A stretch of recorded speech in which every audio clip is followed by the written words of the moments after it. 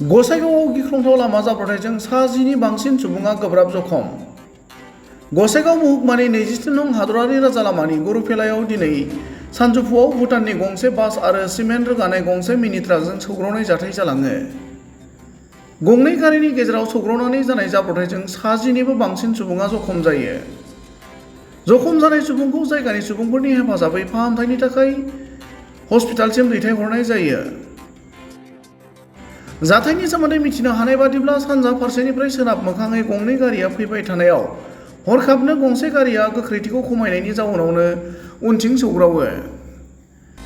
WB739301 नम्बरनि cement लाबोनाय मिनि ट्राकआ फैबाय थानाय समावनो BP1A0042 नम्बरनि बास गारिया उनथिं सौग्रावनानै होयो। बासनि सौग्रावनायाव सिमेन्ट लाबोनाय मिनि ट्राकनि सिगां फारसे खहा जायो आरो सानै लेबारआ जखम जायो। गुबुन फारसेथिं BP1A0042 नम्बरनि बासनि सा8निबो बांसिन सुबुङा जखम जायो।